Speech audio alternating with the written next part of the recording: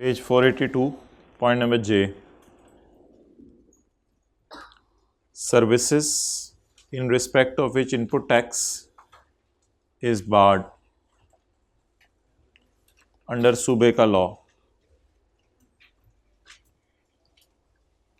तो लिखें सूबे का लॉ किसी सर्विस का इनपुट डेड कर सकता है। सूबे का लॉ किसी सर्विस का इनपुट डेड कर सकता है।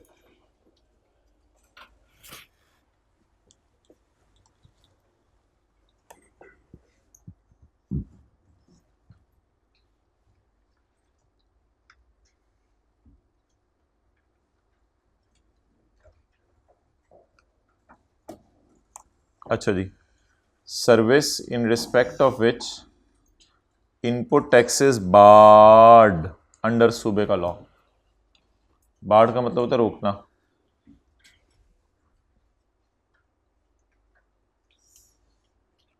अच्छा, अब रूल ये है कि मैंने कहा था आपको कि सर्विसेज का इनपुट आप रिकॉर्ड किया करेंगे पर सर्विस की परचेज पे 18% लगा के, लेकिन अगर सूबे वाले खुद मना कर दें कि फ़लाँ सर्विस का इनपुट डेड है, तो फिर वो डेड है, फिर और कुछ नहीं किया जा सकता। तो सूबे वाले किसी सर्विस का इनपुट डेड कर सकते हैं, कोई ऐसी बात नहीं। Service in respect of which input tax is barred under सूबे का लॉ। तो सूबे के लॉ वाले किसी सर्विस का इनपुट डेड कर सकते हैं, कोई ऐसे मसले वाली बात। जैसे हमने एक सवाल में पढ़ा था फ्रेंचाइज सर्विस है, तो सूबे वाले ने उसका इनपुट क्या कर दिया था, डेड कर दिया था। अच्छा, एग्रीकल्चरल मशीन्स लोग ख़रीदते हैं, तो ये जो एग्रीकल्चरल मशीन्स लोग ख़रीदते हैं तो इसको फसल काश्त करने में इस्तेमाल करते हैं या ज़मीन की प्रिपरेशन में एग्रीकल्चरल मशीनें इस्तेमाल करते हैं। फिर जो उससे आम आते हैं, ऑरेंजेस आते हैं, वो फ्रेश फ्रूट्स होते हैं, उन पे सेल्स टैक्स नहीं लगता। फ्रेश फ्रूट्स पे सेल्स टैक्स पाकिस्तान में माफ़ है। ऐसा तो नहीं होता रेडी से आप फ्रूट ख़रीदें वो आपसे सेल्स टैक्स भी लगाए, तो फ्रेश फ्रूट्स पे सेल्स टैक्स माफ़ है। तो ये बिल्कुल अब उसी तरह की मिसाल बनी जैसे कुरान की सेल पाकिस्तान में एग्जेम्प्ट है तो उसके कागज़ का इनपुट डेड हो जाएगा। तो इसी तरह फ्रूट्स की सेल एग्जेम्प्ट है तो उसकी मशीन का इनपुट डेड हो जाएगा, जो इस एग्रीकल्चरल के अंदर मशीन यूज़ हुई। हालांकि हम तो मशीन का इनपुट लाल करके जो है फेस पे जाके माइनस करते हैं, लेकिन ये दूसरी चीज़ों के लिए है, आम मशीनों के लिए। लेकिन अगर कोई मशीन एग्रीकल्चर में यूज़ हो रही है उसका इनपुट आपने क्या कर देना है, डेड। प्रॉबेबली रीज़न ये है कि उस मशीन को इस्तेमाल होकर जो चीज़ें बिकनी है, फल, डेट इज़ एग्जेम्प्ट। एक चीज़ और सुन लें, मशीन के ऊपर इनपुट का रेट काफ़ी कम है, परचेज़ का रेट। एग्रीकल्चर मशीन आपको 100 रुपये वाली 107 की मिल जाती है, 100 रुपये वाली 118 की नहीं मिलती। तो ये वैसे ही उसने एक बात बीच में चलते चलते बता दी कि मशीनों के ऊपर सेल्स टैक्स का रेट मैंने 7% रखा हुआ है, लेकिन बात क्या कर रहे हैं कि इनपुट मैंने इसका डेड कर देना है, क्योंकि इससे सेल कौन सी हो रही है, एग्जेम्प्ट सेल। आपको पता ना एग्जेम्प्ट सेल वाले का इनपुट डेड हो जाता है। ये वाइट बोर्ड में मिटवा दें।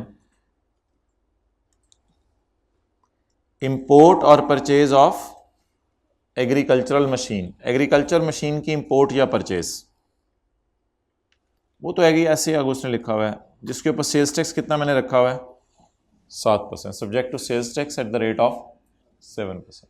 तो ऊपर से मिला के पढ़ें, following input will not be allowed. कौन कौन सा, इंपोर्ट ऑफ मशीन, फिक्रा तो कुछ भी नहीं है याद करने वाला। इंपोर्ट ऑफ मशीन, कौन सी मशीन, तो एग्रीकल्चर मशीन की इंपोर्ट पर जो आपने टैक्स पे किया है वो बोले माफ़ हो जाएगा, इन्हें डेड हो जाएगा, मादरत माफ़ नहीं, डेड हो जाएगा। वैसे पे कितना करते हैं, 107 रुपये या 118 रुपये, 107 रुपये। अच्छा, कल वो जो न्यूमेरिकल था उसमें पेएबल टू गवर्नमेंट कितना आया था, अब मैं नहीं उसको सॉल्व करवा रहा। पेएबल टू गवर्नमेंट अगर आपने फेस उसका बनाया हो, कल वो जो क्वेश्चन 3 किया था मुलाकात एसोसिएट वाला, उसका पेएबल टू गवर्नमेंट कितना आया था। सर हमें तो याद ही नहीं कि वो करना भी था 31 वाले हाथ का कर दें। किया था वो मुलाकात एसोसिएट वाला घर जाके, कोई है अच्छा बच्चा क्लास में तो बता दे। 30, पता नहीं यार, आप आपस में कंपेयर कर लीजिएगा, कोई 30 कह रहा है, कोई 31 कह रहा है, तो छोड़े पर किसी और न्यूमेरिकल का फेस बना लेंगे। ये तो दही बना दिया आप लोगों ने, उसमें जो कॉन्सेप्ट थे वो आपको मैंने बता दिए थे। अजीब लोग हैं, यानी पेबल टू गवर्नमेंट में मैच नहीं करा। न्यूमेरिकल में फिगर थी क्या थी जिसमें पेबल टू गवर्नमेंट मैच नहीं करेगा। हाइब्रिड वाले ज़रा हाथ खड़ा करें, 31 वाले, माशाल्लाह 30 वाले, हाँ 30 लग रहा है मुझे। फिर चलें जो भी है, ओके, आप किसी और कंपनी से रब्ता करें, हो सकता है वो आपको बता दें। अच्छा जी, पॉइंट एल तो वही है जो हमने कल पढ़ा था कि जनरल टायर वाले, अगर होंडा ने एक चीज़ अपनी परचेज़ में शो की हुई है, होंडा ने एक चीज़ अपनी परचेज़ में शो की हुई है, जनरल टायर वालों ने उसको सेल में नहीं डाला, तो हमने क्या कहा था कि होंडा की परचेज़ क्या हो जाएगी, डेड हो जाएगी। Goods tyres which at the time of filing of return by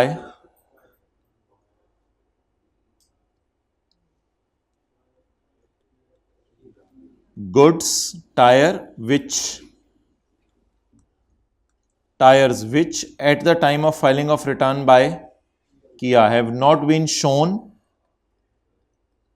by General Tire in his return.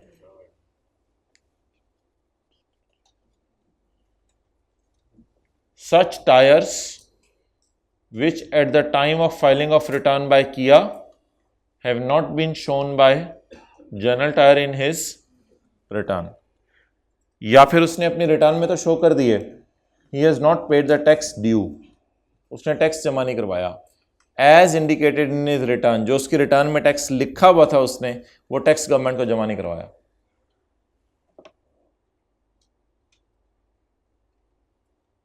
तो या जनरल टायर ने उसको अपनी सेल में नहीं डाला अभी तक, या जनरल टायर ने उसको सेल में तो डाल लिया लेकिन गवर्नमेंट के खजाने में टैक्स जमा नहीं करवाया।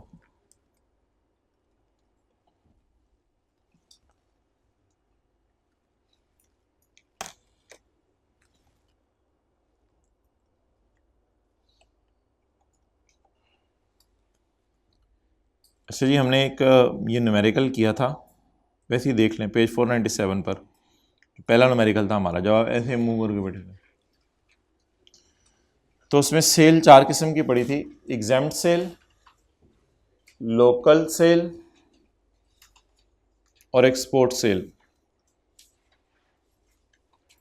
एक बार याद रखिएगा, जो डेड होता है ना इनपुट, वो सिर्फ एग्जेम्प्ट सेल का होता है, एग्जेम्प्ट सेल का इनपुट सिर्फ डेड होता है, और किसी सेल का इनपुट डेड नहीं होता, ना एक्सपोर्ट सेल का, ना सेल टू रजिस्टर्ड का, ना सेल टू अनरजिस्टर्ड का। देखें कैसे, हमने जब न्यूमेरिकल सॉल्व किया था तो 900 रुपये की हमारी सेल टू रजिस्टर्ड थी, 800 रुपये की सेल टू अनरजिस्टर्ड थी, ये एक्सपोर्ट सेल थी, ये एग्जेम्प्ट सेल थी। तो हम इन सबको यहाँ ले गए थे, हमने एग्जेम्प्ट का इनपुट डेड कर दिया था,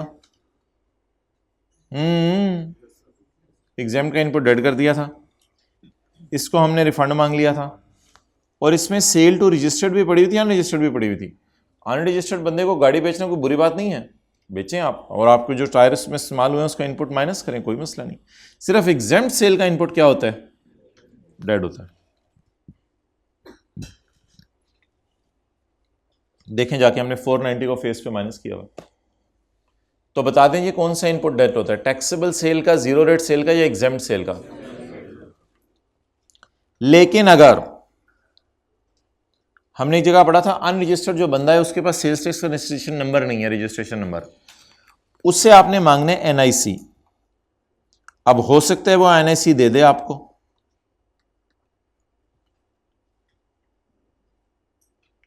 हो सकता है वो इनकार कर दे।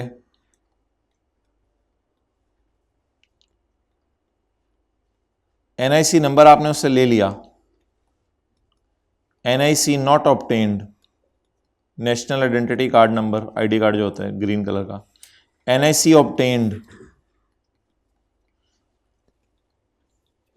तो ऐसी सेल का भी इनपुट क्या हो जाएगा,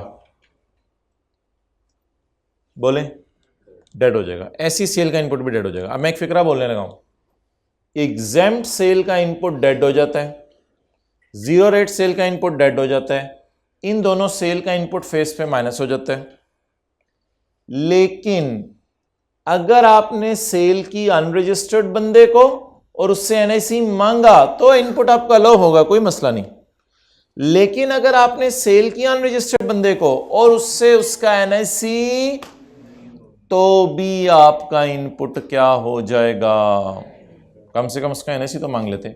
तो बताएं कौन क्या करेगा तो क्या सजा मिलेगी, सेलर किया अगर अनरजिस्टर्ड बंदे को चीजें बेचे और उससे एनआईसी, तो किया को यह सजा मिलेगी कि जो उसने गाड़ी बेची है उसको, उसका इनपुट क्या हो जाएगा, डेड हो जाएगा। अब मिसाल के तौर पे अगर मैं फेस पे आऊं तो कभी मैं आपको कराऊंगा ये बात, ये खुदा ना खास तो इस किस्म की बात बनेगी कि मिसाल के तौर पे 900 की सेल रजिस्टर्ड की है और 800 की सेल किसकी है, अनरजिस्टर्ड की। अब 800 में से कोई 100 रुपए की सेल फर्ज कर लें ऐसे बंदों को, ये जो एनआईसी नहीं लिया इनका, तो फिर हम क्या करेंगे पेपर में, हम यहां पे 4 हेडिंग्स बनाएंगे, इधर 700 पड़ा रहने देंगे, इधर 100 रुपए एक और डाल देंगे, जहां मर्जी डाल दें, ऊपर डाल दें, नीचे डाल दें, इधर 100 रुपए एक और डाल देंगे और ये 1600 रुपए हो जाएगा। Done done done done.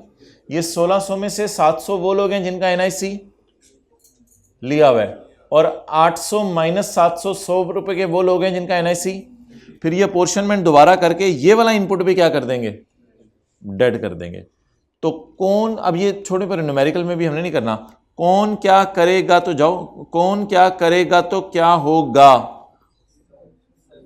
किया अनरजिस्टर्ड बंदे को गाड़ी बेचेगा और एनआईसी नहीं मांगेगा तो किया का इनपुट डेड हो जाएगा। ये डायग्राम ढूंढेगा, कभी ना कभी तुम्हें मिलेगा। ये पेज 479 पे किया था, 497।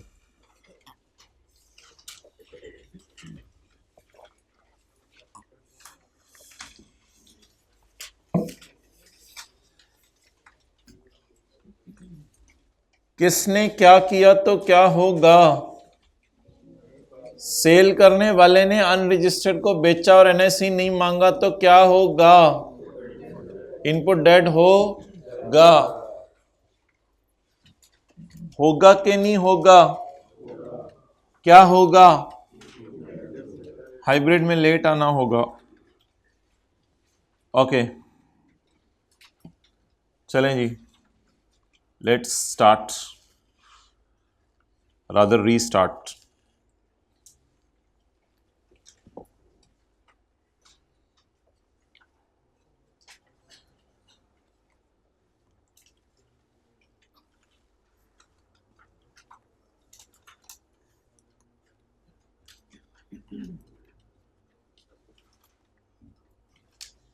इनपुट ऑन गुड्स, बोले,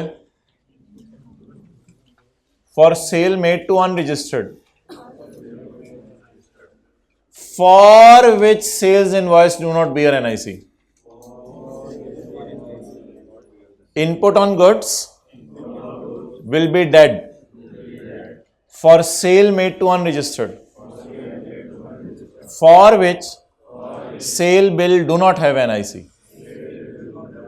तो ये for का कॉम्बिनेशन बनेगा, input on goods for sale made to unregistered person, for which sale bill has no NIC और एनटीएन, ना एनएससी है ना एनटीएन है, या उसका एनआईसी नंबर ले लेते या उसका नेशनल टैक्स नंबर ले लेते। किसका, बायर का।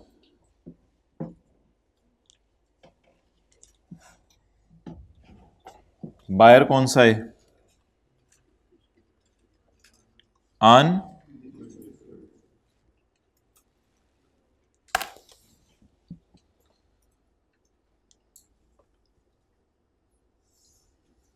तो लिखें किया अगर अनरजिस्टर्ड बंदे को सेल करेगा और एनआईसी नहीं मांगेगा। किया अगर अनरजिस्टर्ड बंदे को सेल करेगा और एनआईसी नहीं मांगेगा। नजर आ रहा है हाइब्रिड में कौन कौन नहीं लिख रहा। किया अगर अनरजिस्टर्ड बंदे को सेल करेगा, शुक्रिया। किया अगर अनरजिस्टर्ड बंदे को सेल करेगा और एनआईसी नहीं मांगेगा तो इस सेल का इनपुट डेड हो जाएगा।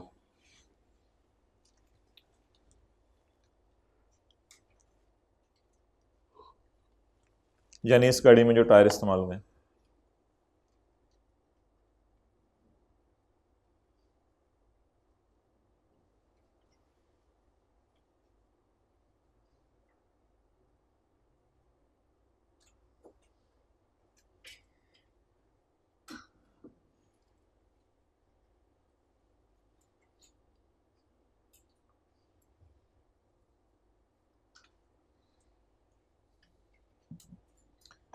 पढ़ें, input on goods for sale made to unregistered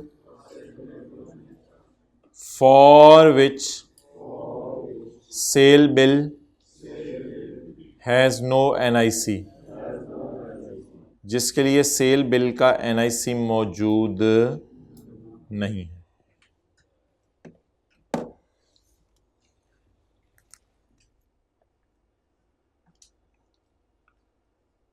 on pro rata basis का मतलब क्या है? ऑन प्रोरेटा बेसिस, प्रोरेटा का मतलब है प्रोपोर्शनेट बेसिस। वही जो काली के टोटे टोटे करते थे, तो इंशाल्लाह कभी न्यूमेरिकल इसका भी करेंगे और फिर 100 के सामने इसको रख के इस काली को टोटे करेंगे 100 के सामने रख के। तो ऑन प्रोरेटा बेस का मतलब है प्रोपोर्शनेट बेस पे। याद कर लें, input on goods for sale made to unregistered for which sales invoice do not bear NIC. अच्छा जी, अगर एक रजिस्टर्ड बंदा टैक्सेबल सेल भी कर रहा है और नॉन टैक्सेबल सेल भी कर रहा है, नॉन टैक्सेबल सेल कौन सी होती है? एग्जेम्प्ट। अगर एक रजिस्टर्ड बंदा टैक्सेबल सेल भी कर रहा है और एग्जेम्प्ट सेल भी कर रहा है, he can only claim such proportion of input as relate to taxable sale. अगर एक बंदा, इसको मैं जीरो रेट काट के जरा समझा रहा हूं, आसानी से समझ आ जाएगा। If a person is doing taxable sale as well as exempt sale, he can claim only that input which relate to taxable sale. If a person is dealing in exempt sale as well as taxable sale, he can claim only that input which relates to, और ये भी claim हो जाता है, refund हो जाता है ना गवर्नमेंट से, ये भी एक तरह का क्लेम ही हो जाता है, तो डेड नहीं होता। If a registered person deal in taxable and non taxable sale, ये कौन सी वर्किंग की बात कर रहा है? वर्किंग 2 की। If a registered person deal in taxable and non taxable sale, जैसे किया वाले कल गाड़ी भी बेच रहे थे, होली कुरान भी बेच रहे थे, तो गाड़ी का इनपुट हमने अलाउ कर दिया था, होली कुरान का इनपुट हमने डेड कर दिया था। If a registered deals in taxable and non taxable sale, he can only minus, he can reclaim या minus, he can minus only such proportion of input as relate to taxable sale. सिर्फ कितना input minus कर सकते हैं? जो कि taxable cell का हो, बाकी इनपुट माइनस नहीं कर सकते।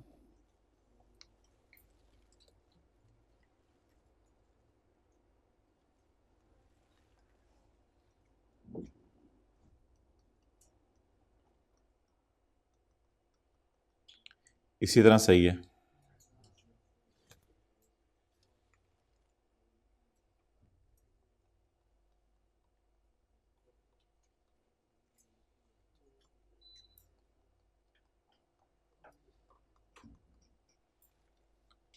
किया गाड़ी वाले रजिस्टर्ड हैं क्योंकि इनकी कॉटेज इंडस्ट्री नहीं है, और एक बंदा सड़क पे कारपेट बेच रहा है, वो पीछे से घरों से अपने कारपेट बना के लाता है अपने इलाके से, तो ये कॉटेज इंडस्ट्री है। किया बड़े लेवल पे गाड़ियाँ बना रहा है और ये छोटे लेवल पे कारपेट बना रहा है। तो ये जो सड़क पे लोग कारपेट बेच रहे होते हैं, आपको 10,000 वाला 10,000 में दे देंगे, सेल्स टैक्स नहीं लगाएंगे, लाख वाला लाख में दे देंगे, सेल्स टैक्स नहीं लगाएंगे। द रीज़न इज़ कि ये छोटी सी इंडस्ट्री हैं। तो बड़े मैन्युफैक्चरर्स ने अपने आप को रजिस्टर करवाना होता है और छोटे मैन्युफैक्चरर्स ने अपने आप को रजिस्टर नहीं करवाना होता। तो बोलें जी इनका इनपुट क्या हो जाएगा, अलाउ हो जाएगा, माइनस करने की इजाज़त होगी, और इनका इनपुट डेड हो जाएगा क्योंकि इनकी सेल क्या है, सारी एग्जैम्प्ट सेल। याद रखिएगा ये बंदा जब लायबल टू रजिस्टर्ड ही नहीं है और इसकी साल की सेल 10 मिलियन से कम है, इतने ज़्यादा कारपेट तो बेचता नहीं है, तो बेचारे की सेल एग्जैम्प्ट हो गई। जब सेल एग्जैम्प्ट होगी तो जो इसने कारपेट बनाने के लिए धागे पे इनपुट पे किया होगा वो क्या हो जाएगा, डेड हो जाएगा। तो इसका इनपुट क्या हो जाएगा और किसका इनपुट अलाउ हो जाएगा, only a registered person can deduct input. ये समझ आ गई है, फिर नोट करें, only a registered person can deduct input. कौन इनपुट माइनस कर सकता है, किया वाले, दूसरा इनपुट माइनस। ये तो वही बात है जो कल की बार बार कर रहे हैं, होली कुरान के अंदर कागज़ इस्तेमाल हुए और इसके अंदर ये इस्तेमाल हुआ, उसके अंदर वो इस्तेमाल हुआ, मिल्क शेक के अंदर चीनी इस्तेमाल हुई। तो किया वाले इनपुट माइनस कर सकते हैं, और कौन इनपुट माइनस नहीं कर सकता, कारपेट बेचने वाले।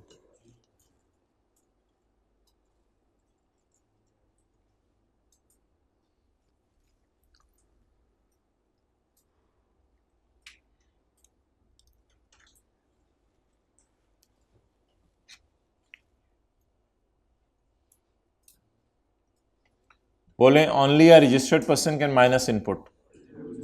सिर्फ एक रजिस्टर्ड बंदा इनपुट माइनस कर सकता है और कोई बंदा इनपुट माइनस नहीं कर सकता। अच्छा जी, क्या सेल टू अनरजिस्टर्ड बिजनेसमैन करते रहते हैं? बिल्कुल करते रहते हैं। हर न्यूमेरिकल में आती है सेल टू, जिसपे हम फर्दर टैक्स लगाते हैं। गवर्नमेंट गिनी चुनी चीजों के बारे में कह सकती है कि आप अनरजिस्टर्ड बंदे को बेचो ही ना। The board with the approval of federal minister in charge may specify goods, गिनी चुनी, जनरल रूल नहीं है। The board may specify goods, गिनी चुनी चीजों के बारे में बोर्ड कह सकता है, which a registered person cannot sell to।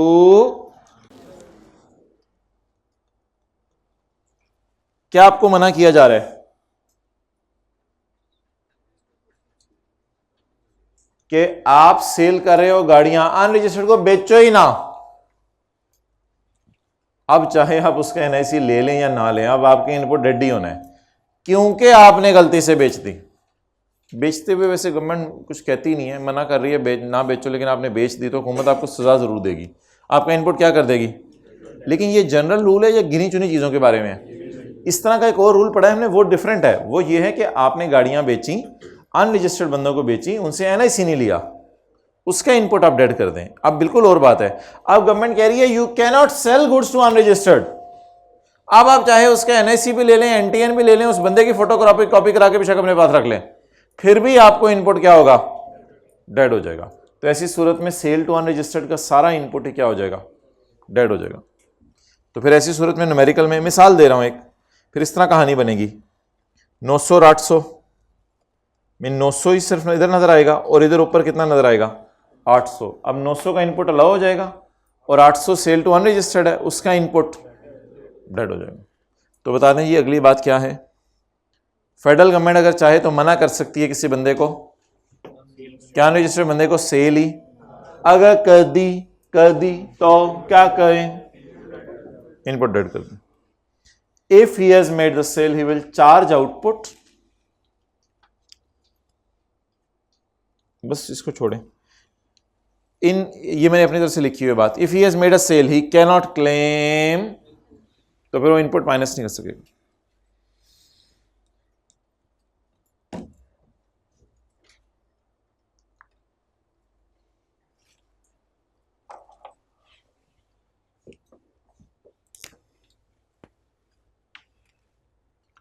अच्छा जी, जनरल टायर ने सेल की 70,000 की, बदले में इन्होंने एक हीटर लिया। मैं ये नहीं कह रहा हीटर फिक्स्ड एसेट है, हीटर आगे इन्होंने बेचना था, इन्होंने एक हीटर लिया, परचेजेस में डाला, मैंने फिक्स्ड एसेट डेबिट नहीं किया, परचेज डेबिट किया। हीटर इन्होंने लिया 40 वाला और कुछ पैसे इनके पास आए 30,000। तो 70,000 वाले टायर बेचे तो बदले में 40,000 वाली हीटर आ गए और थोड़े से पैसे आ गए, क्योंकि महंगी चीज़ बेची है तो इनके पास पैसे भी आने चाहिए थे। अब इस परचेज का इनपुट अलाउ है अगर 3 शराइत पूरी हो जाए। पहली शर्त, हीटर टैक्सेबल होने चाहिए, एग्जाम नहीं होने चाहिए लॉ में। दूसरी शर्त, ये सारे ट्रांजैक्शन आपने रिकॉर्ड्स में शो कर दियो, जनरल एंट्रीज कर दी हो। और तीसरी शर्त, पेमेंट चेक से होनी चाहिए, बकाया जो अमाउंट है वो कैश से पेमेंट नहीं होनी चाहिए। तो अगर आप बार्टर टाइप ट्रेड करें, चीज़ों के बदले चीज़ें, जैसे एक दफ़ा क्लास के अंदर हमने पता नहीं कुछ लोहा बेचा था, सरिया बेचा था, उसके बदले में क्या कोई लैंड आई थी, इस किस्म की चीज़ें। तो अगर आप चीज़ के बदले चीज़ लें तो ऐसी सूरत में जो परचेज की हुई चीज़ है उसका इनपुट को माइनस करने की इजाज़त है अगर 3 शर्तें पूरी हो जाए। नंबर 1, परचेज की हुई चीज़ टैक्सेबल हो। नंबर 2, ये ट्रांजैक्शन रिकॉर्ड्स में शो हो। नंबर 3, अमाउंट पेमेंट चेक से होनी चाहिए। ये डब्बे में है लेकिन याद कर लीजिएगा, ये आई के अपने बुक में डाला हुआ, याद कर लीजिएगा। अब मैं पहले फिक्रा नहीं पढ़ा, पहले इधर से देखें। वेयर गुड्स आर सोल्ड, बोलें, and amount is received partly in kind and partly in cash, the input on heater will be allowed if following conditions are fulfilled. When goods are sold and sum is received partly in cash, cash से मतलब इधर cash नहीं होगा, check ही होगा, and sum is received partly in cash and partly in kind, then input on heater will be allowed subject to the condition heater is taxable, heaters is shown in record and the balance amount is received through cross banking instrument, बकाया amount bank के जरिए receive हो। Where goods are sold and sum is received partly in cash and partly in kind, तो क्या करेंगे, the input on heater will be allowed if goods are received in kind are taxable, goods are shown in, and the balance amount even if less than 50,000 is received through। अभी थोड़ी देर में मैं एक provision पढ़ाने लगा हूं, हमारे law में रूल है कि 50,000 तक की पेमेंट कैश में कर सकते हैं, लेकिन इस सिनेरियो में नहीं, चाहे पेमेंट 50,000 से कम भी क्यों ना हो, आपने कैसे पे करनी है, चेक से पे करनी है। क्लियर?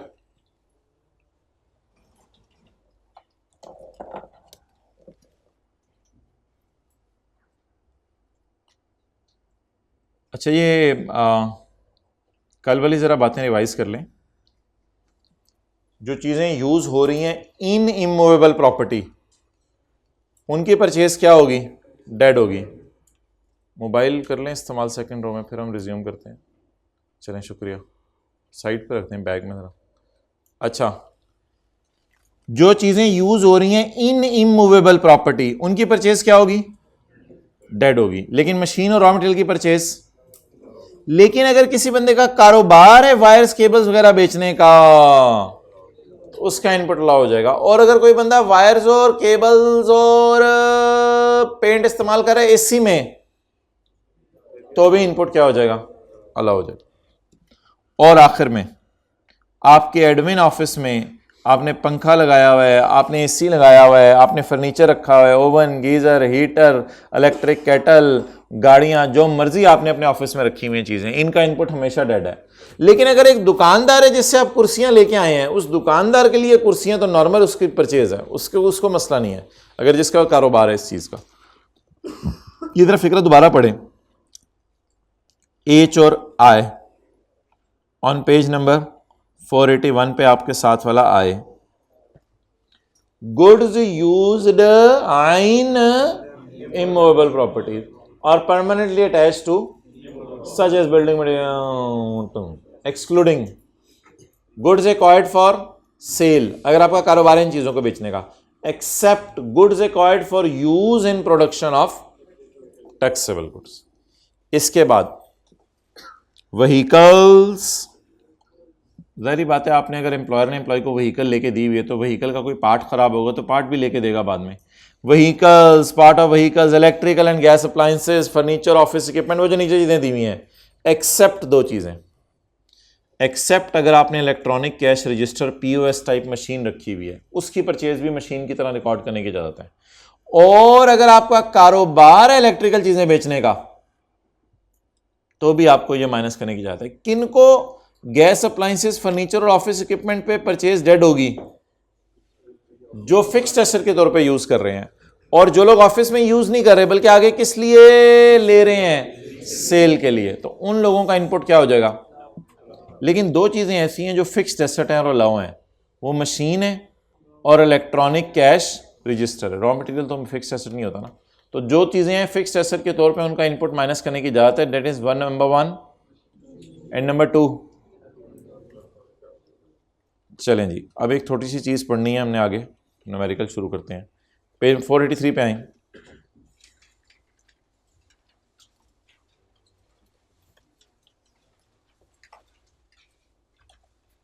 ये जो मैंने लाइन लगा दी है ना, ये इंशाल्लाह कल पढ़ना है, बाकी आज पढ़ते हैं।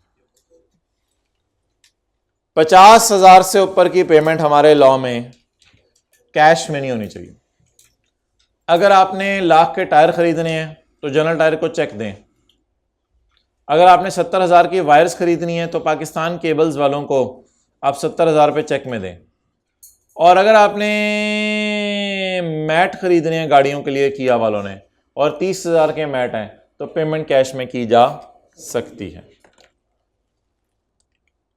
Payment for a transaction exceeding 50,000 shall be made by or other banking channel, otherwise input will be disallowed for buyer।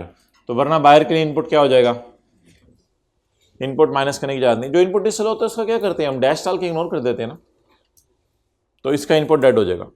लेकिन बिजली के बिल आप किस में पे कर सकते हैं, उसमें कोई मसला नहीं।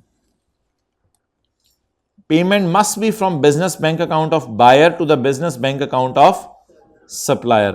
पेमेंट कहां से होनी चाहिए, business bank account of buyer, buyer के बिजनेस बैंक अकाउंट से होनी चाहिए। और होनी कहां चाहिए, सेलर के बिजनेस बैंक अकाउंट में। क्या किया का ओनर अपनी बेगम के बैंक अकाउंट से पेमेंट कर सकता है, बेगम तो बेगम है, उसके अकाउंट से तो पेमेंट नहीं हो सकती। Bank account of buyer and supplier should be declare to board, और बोर्ड को इनके बैंक अकाउंट पता होने चाहिए। और आपको याद है ये टाइम ऑफ रजिस्ट्रेशन पे आपने ये बोर्ड को बताने होते हैं। हमने एक प्रोविजन पढ़ी थी, मुझे याद है कि जब आप अपने आप को रजिस्टर करवाने जा रहे हो तो आपने एक काम करना है, आपने रजिस्टर जिस दिन आप अपने आप को करवाने जा रहे हो आपने बैंक अकाउंट सर्टिफिकेट जमा करवाना है, आपने जो है वो GPS टैग फोटोग्राफ्स जमा करवानी है। तो ये बैंक अकाउंट बताएं आप गवर्नमेंट को मेरा बैंक अकाउंट कौन सा है, या through change of particular subsequently. कई दफ़ा लोग एक बैंक में अकाउंट खुलवाते हैं बाद में दूसरे में जाके अकाउंट खुलवा लेते हैं, तो चेंज करने की भी इजाज़त है बैंक अकाउंट, कोई मसला नहीं। तो बता दें जी, पेमेंट किस में होनी चाहिए 50,000 से ऊपर, चेक में। किसके अकाउंट से पैसे निकलने चाहिए, बायर के अकाउंट से, बिजनेस बैंक अकाउंट से। और किसके अकाउंट में पैसे जाने चाहिए, सप्लायर के। If above conditions are not fulfilled, अगर ऊपर वाली कंडीशन फुली फिली ना हो, यानी सारी पूरी ना हो, फुली फिली को क्या कहते हैं उर्दू में, सारी पूरी।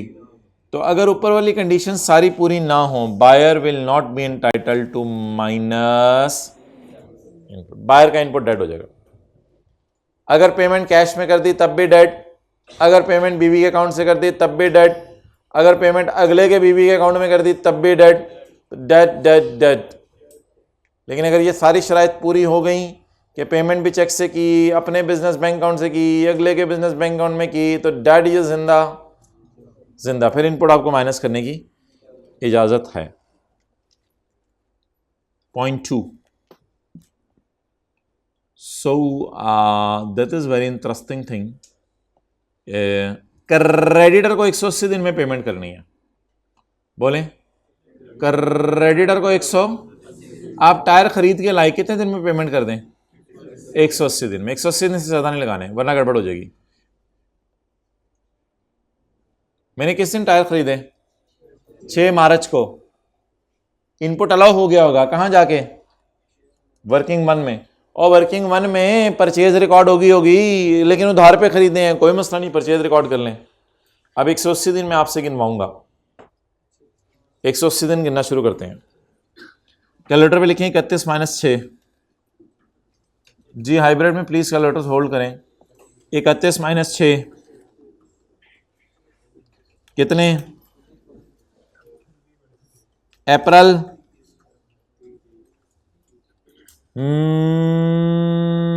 मई, जून, बस काफी है। 180 पूरे हो गए होंगे, छोड़ें। 180 तो मेरे ख्याल से 6 महीने में पूरे होते हैं जाके, कहीं छिक के रखें काम। ठीक है, बस काफी है, पूरे हो गए होंगे।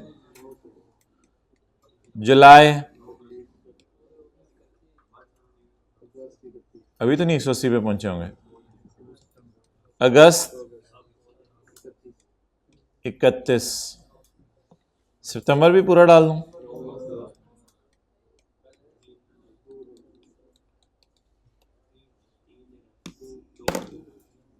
दो आ रहे हैं मेरे तो ख्याल से। तो ये सुबह वाली क्लास में 2 आया था, उधर ऊपर आते आते 3 हो गया होगा, मुझे नहीं पता, इधर तो 2 ही आ रहा है।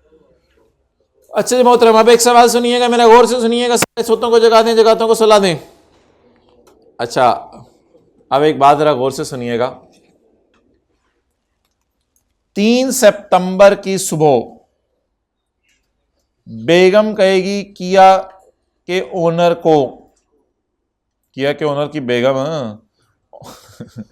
किया के ओनर को कहेगी ले मुजरिम नाश्ता खा। कहेगा बेगम मैंने क्या जुर्म किया, मुझे तो बताओ।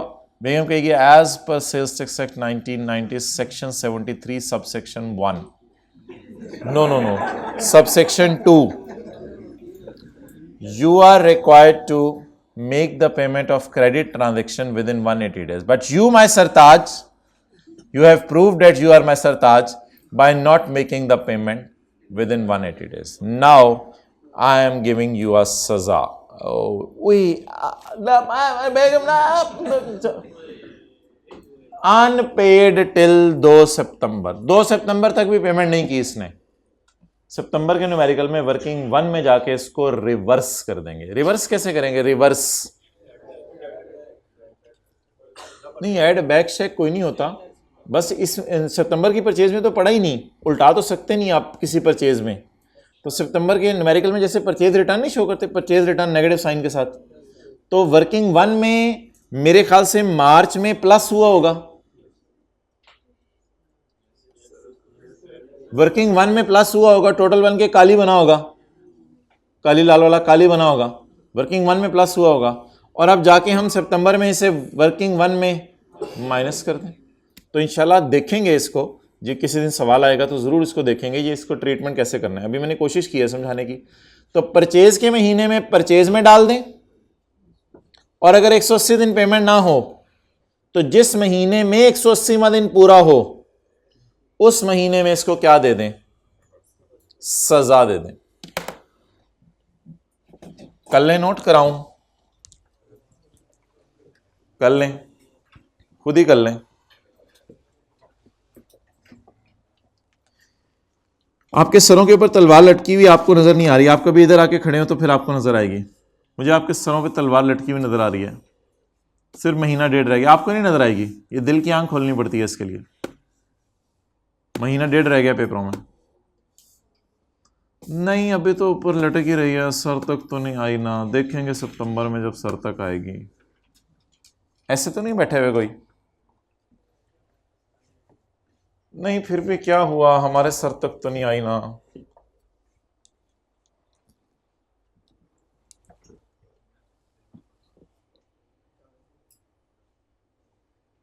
वो सर के बाल नहीं काटती तलवार, वो दिल जख्मी करती है, तो इसलिए खुदा के लिए पढ़ना शुरू कर दें। वो डायरेक्ट दिल पे हिट करती है तलवार। यार तू ना बोला, आप तो ना बोलना मना किया मैंने। हाइब्रिड में साथ वाले को गुस्से से देख के आगे चलें। आज देखिए जरा साथ वाले को गुस्से से, तेरी हंसी निकल जानी है यार। देखो जरा गुस्से से, मैं साबित करो, देखो जरा गुस्से से। नहीं फिर कोई कोई बंदा किसी को देख सकता है गुस्से से? जरा बताए, हाथ खड़ा करें। हाँ देखो, ये मुस्कुरा रहा है। देखो जरा गुस्से से भाई, देखो जरा इसको। ये गुस्से से भी नहीं, गुस्सा भी नहीं करना आता यार। अपने बच्चे को डांट रहे होंगे, ज्यादा हंस रहे होंगे। अगर अपनी हंसी छूट जानी, ओ यार मैं डांट रही हूँ, मेरा लेवल हो गया मेरा तो। ओके तो 180 दिन में किसको पेमेंट कर दें? क्रेडिटर को। मेहरबानी, शुक्र क्रेडिटर नहीं बोला, क्रेडिटर को। The payment for credit transaction should be made with in of issuance of tax invoice. Invoice कब इशू होती है? जब हाथ में मोबाइल पकड़ते हैं? नहीं। इनवॉइस कब इशू होती है? जब आप चीज़ परचेज करने जाते हैं तो आपको इनवॉइस दी जाती है। तो इनवॉइस इस सिनेरियो में कब इशू हुई होगी, जरा सोचें। 6 मार्च को। If above condition is not fully filly, तो क्या करें? Buyer will not be entitled to minus. लेकिन अगर कर चुके माइनस, फिर क्या करें? वो तो माइनस कर चुके मार्च के महीने में, फिर क्या करें? तो सितंबर के महीने में उसको गरम अंडे खिलाएं, रिवर्स कर दें। ठीक है, चलिए जी, आखिरी बात आज की। 8A, उसको छुट्टी ना मिली जिसने लेसन रिमेंबर किया।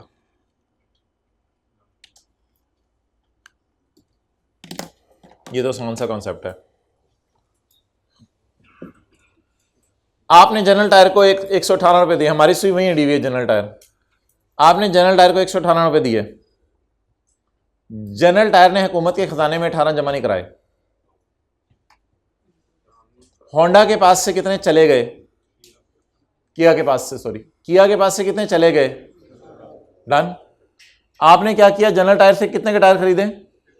118 के। और किया वालों ने कितने पैसे दिए जनरल टायर को? 118। उसमें 18 क्या दिया आपने? गवर्नमेंट आपके पास आई, आपको भाईजान बाहर निकलो, किया वाले बाहर निकले। हाँ दसो तुसी बाहर आ गए, हाँ की करना है? मैं कहा भाई ऐसा करो 18 रुपये दो। भाईजान 18 रुपये कहाँ से दें? मेरे 36 रुपये हो जाएंगे। फिर 18 उसे दिया, 18 उसे दिया, मेरी तो जान ले लो फिर। तो जाओ उससे जाके 18 लो। मैंने कहा हम उसके पीछे भी पड़े हुए हैं, हाथ आ गए तो ठीक है, लेकिन फिलहाल आप तो देना 18। तो ऐसी सूरत में एक लड़ाई और बहस की शक्ल बन सकती है, क्योंकि होंडा वाले कहेंगे शायद मेरा ये कसूर नहीं है, मुझे तो डबल पड़ गया ना, ये मैं रुपीज़ इन ट्रिलियन बातें कर रहा हूँ, तो आपको 18 ट्रिलियन और देना पड़ा है, तो आपकी तो जान निकलेगी। तो आप ऐसी सूरत में आप कह रहे होंगे 18 तो मैं उसे भी दे आया, 18 तुम्हें भी दे दूँ तो मेरी जान ले लो। लॉ मेकर कहते हैं लेंगे। तेरी जान लेंगे। अच्छा भाई ले लो मेरी जान प्लीज। क्लास से निकालना पड़ेगा मुझे लगता है किसी को। तो ऐसी सूरत में लॉ मेकर को एक चीज साबित करनी पड़ेगी कि किया वाले भूले नहीं थे, जानबूझ के साथ मिले हुए थे, ये उसको साबित करना पड़ेगा। लॉ मेकर को ये साबित करना पड़ेगा कि किया वालों को ऑलरेडी पता था कि इसकी हरकतें ये हैं। ठीक है, तो और ये बात बड़ी आसान सी होती है। आप जो है वो आपको अम्मी कई दिनों से मना करी हैं फ़लाँ दोस्त के साथ ना बैठा करो, तो फ़लाँ दोस्त को पुलिस वाले पकड़ के ले गए, अब आप भी साथ, आपको भी साथ जाना पड़ा, तो घर वाले क्या कहेंगे कि हम तो तुम्हें पहले ही बता रहे थे कि इसके साथ ना बैठा करो, देख लिया फिर। तो यही कॉन्सेप्ट इधर लगेगा कि लॉ मेकर कह रहे किया तुम में पहले अकल होनी चाहिए थी, ऐसे बंदों के पास जाते क्यों जो लोग ऐसा करते हैं। तो ऐसी सूरत में अगर लॉ वाले साबित कर दें कि किया को उसकी हरकतें पता थीं, तो फिर किया को ये टैक्स देना पड़ेगा, वरना किया को नहीं देना पड़ेगा, वरना तो जनरल टायर के पास 118 रुपये पड़े हुए, उसी से जाके 18 लें।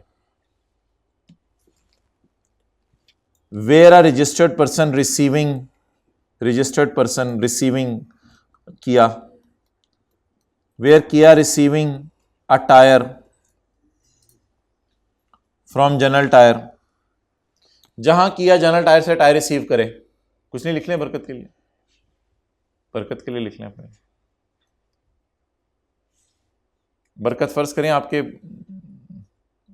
बेटे का नाम है तो उसके फ्यूचर को लिख लें सॉरी, वेयर किया is receiving a taxable supply, where किया is receiving a tyre from another general tire, another person. Where Kia receiving a supply from another person is in knowledge, where Kia is in knowledge, Kia को पता है और has reasonable grounds to suspect, या इसको शक है that सारा, all और some या थोड़ा सा tax in respect of that sale, in respect of any previous sale और इन respect of any future cell. आपको पता है कि पुरानी सेलों का टैक्स, आज की सेल का टैक्स और आने वाले दिनों के बाद की, फ्यूचर को भी बता सकते हैं। कई लोग ऐसे होते हैं, मैं मिसाल दे रहा हूं ऐसे ही कि आप कई दफा कहते हैं यार मुझे लग रहा है मेरा दोस्त कल भी नहीं आएगा, आज नहीं आया ना तो कल भी नहीं आएगा, फ्राइडे को छुट्टी कर लेना तो सैटरडे को भी कर लेगा। इट डजंट मीन कि आपके पास कोई हामी ताकत है, उसकी हरकतें देख के आपने जज कर लिया।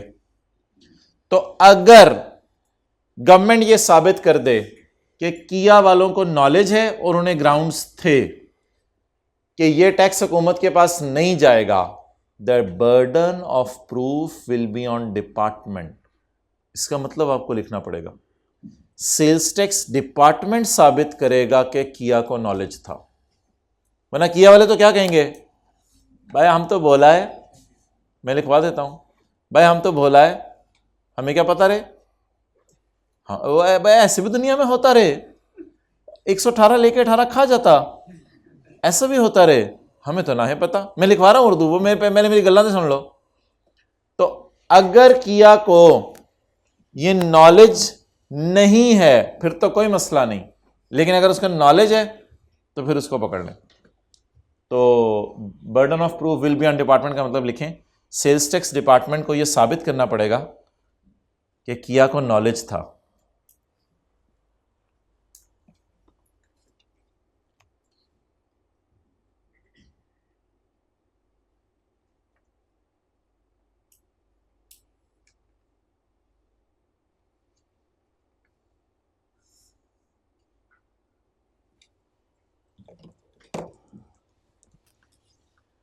Where a Kia receiving a tire from a general tire is in knowledge or has reasonable grounds to suspect that some 10 रुपए और all 18 रुपए in respect of that sale or any previous sale or any future sale would go unpaid to government।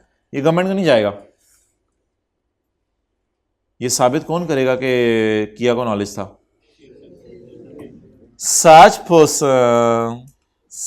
person as well as person making his sale। such person कौन है? as well as person making sale shall be jointly, दोनों को इकट्ठे भी जूते मारे जा सकते हैं एंड अलग अलग जाके भी जूते मारे जाते हैं। तू जरा पहले आ जा, तू बाद में आ, दोनों को अलग अलग भी जूते मारे जा सकते हैं फॉर अनपेड टैक्स। बोर्ड अगर कह दे तो किसी भी बंदे पे ये सेक्शन नहीं लगेगा, ठीक है, बोर्ड को किसी पे रहम आ ही सकते हैं, बोर्ड तो बोर्ड है।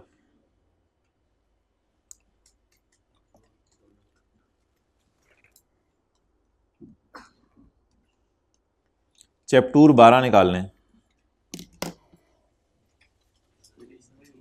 क्या समझ नहीं आई? दोबारा पढ़ लें। भाई कह रहे समझ नहीं आई, स्पेलिंग समझ नहीं आए, इसके लिए क्लास के बाद क्लास होगी, सुबह सुबह बुलवाते हैं। नहीं अब तो पेज नंबर 260 निकालें 7 वाले की किताब का, आज जरा हेल्प करें उसकी।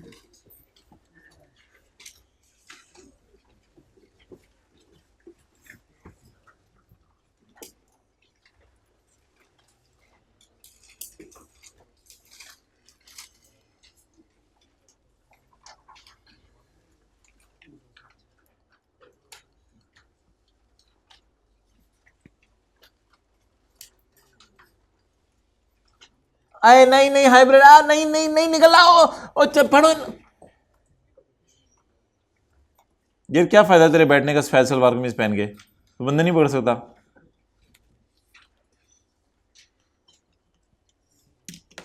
बताएं जी इसका क्या जवाब होगा, इनकम फ्रॉम बिजनेस कितनी आएगी?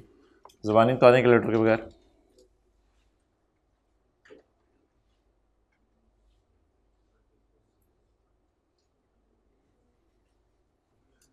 चलें कैलकुलेटर से बता दें इनकम फ्रॉम बिजनेस कितनी आएगी।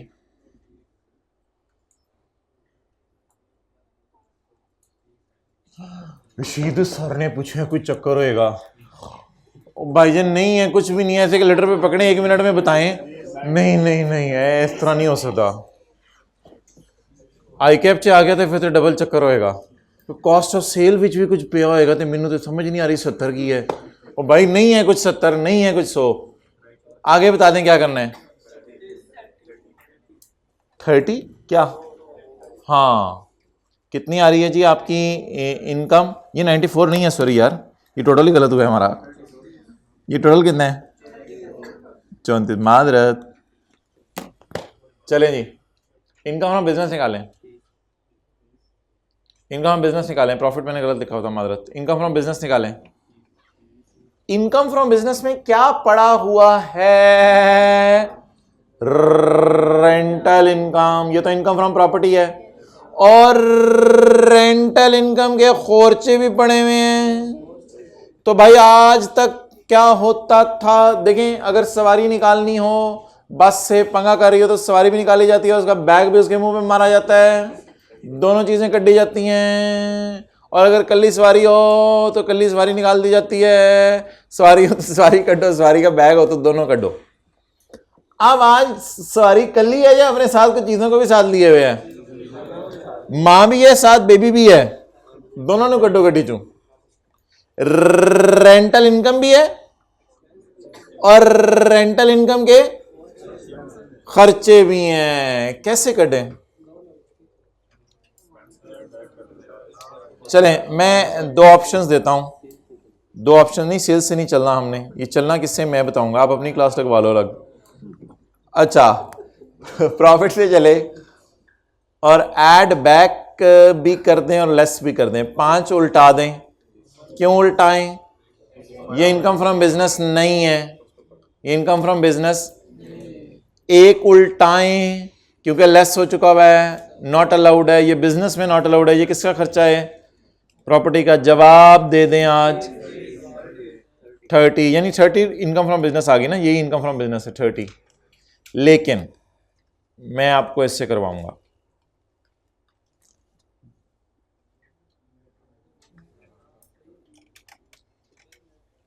प्रॉफिट तक पहुंचते हुए 5 की इनकम पड़ी हुई है।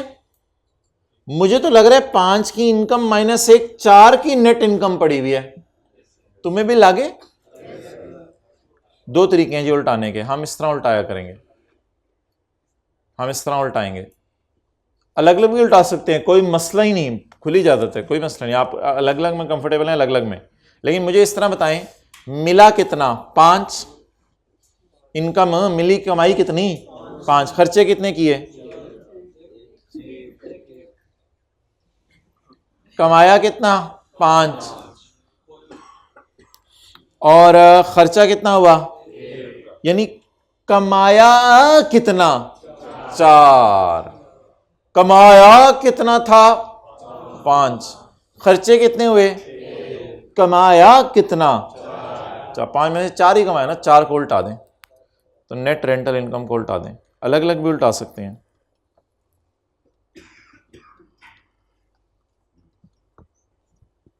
ये क्वेश्चन और सॉल्यूशन नोट कर लें, मैं आपको 15 सेकंड दे रहा हूं। इसी पेज पर, सोहेल खालिद काजी वाले पेज पर, जो सोता है वो, आई डोंट थिंक सो,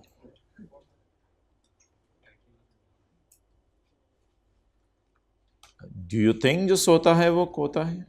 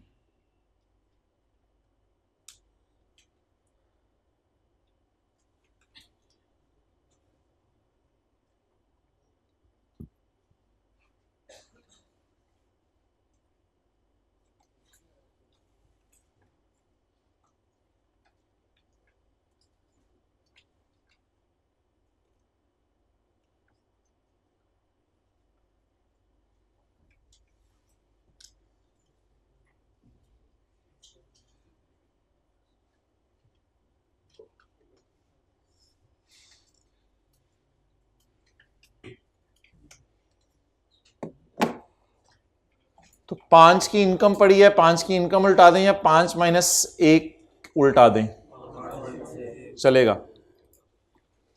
अच्छा वैसे ही एक बात पूछ रहा हूं, अगर ये लॉस होता, क्या जवाब आ रहा है?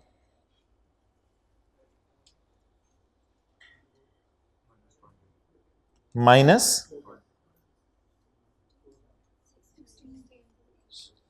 अगर ये लॉस होता तो 4 को क्या करते भैया? 4 को ऐड नहीं करना हो, न्यूमेरिकल के रूल नहीं बदलने यार, इधर प्रॉफिट की जगह क्या लिख दें, बाकी कोई मसला ना है। 20, ये वही 20 इनकम फ्रॉम बिजनेस आ गई। तो प्लीज खुदा के लिए अगर कभी लॉस आ जाए तो रूल वही रखिएगा कि अकाउंटिंग डेप्शन उल्टानी होती है, टैक्स एक्सेप्शन माइनस करनी होती है।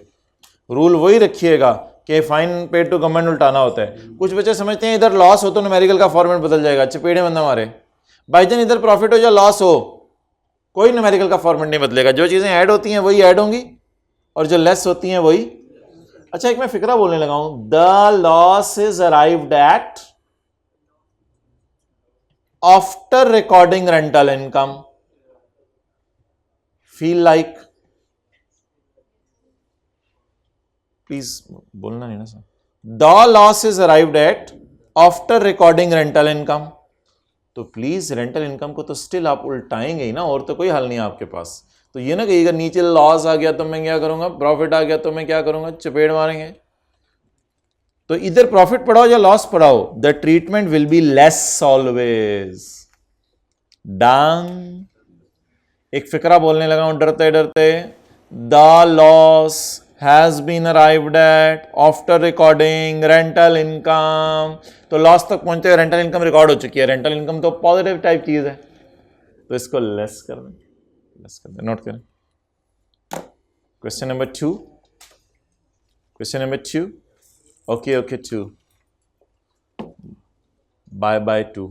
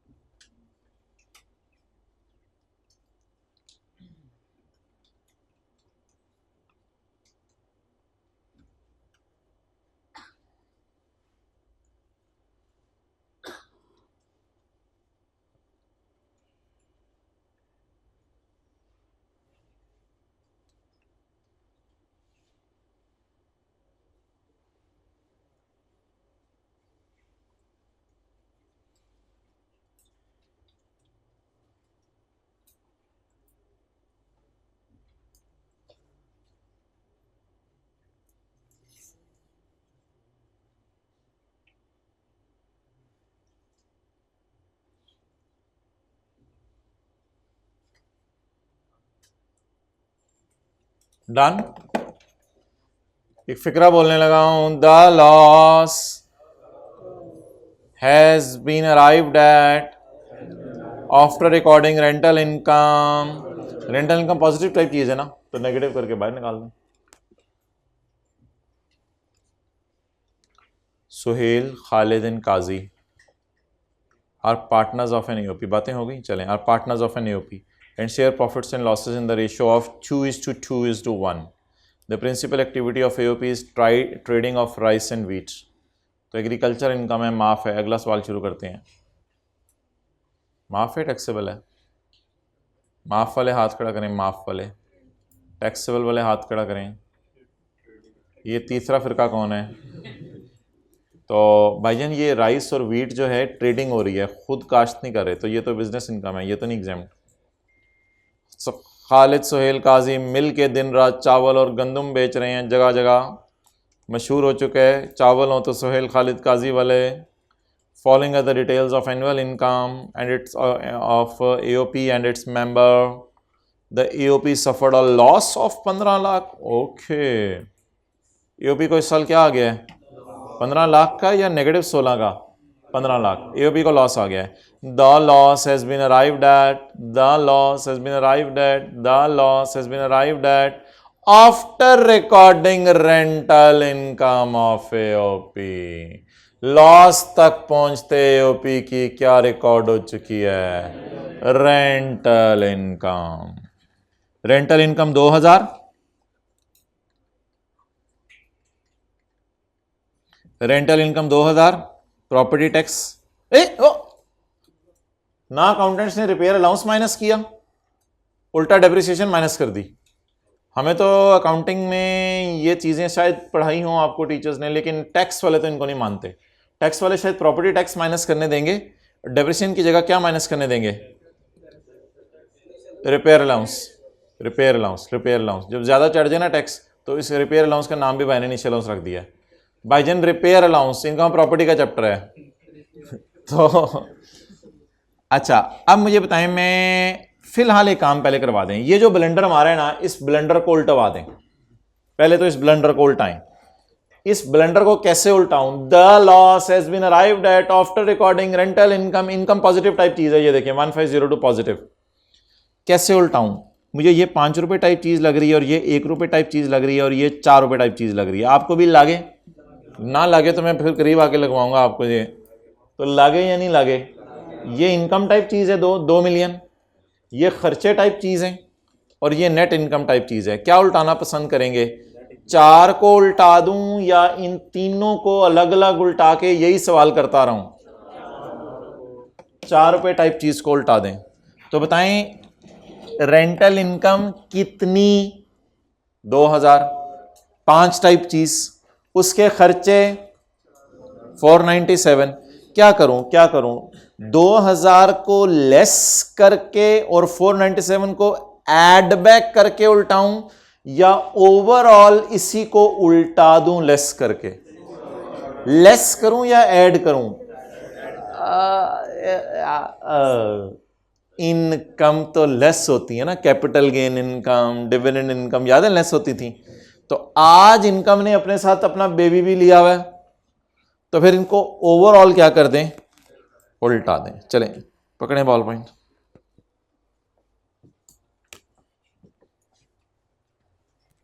Working one, income from business AOP, loss 1500,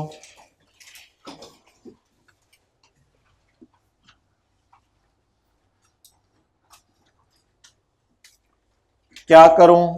4 पे भी याद है माइनस किए थे, लेस, ऊपर लास्ट पड़े इससे कोई फर्क नहीं पड़ता, लेस रेंटल इनकम।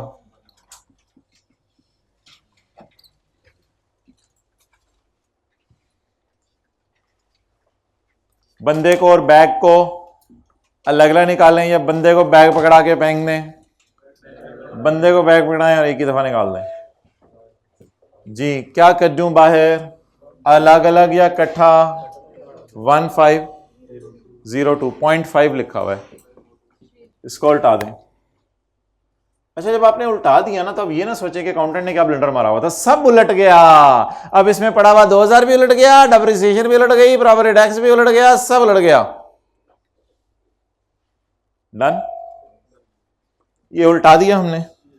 अगली चीज, इसको भी रिक्लासिफाई करेंगे, अभी तो तैयार हो क्या पाए, रिक्लासिफाई करेंगे इसको भी।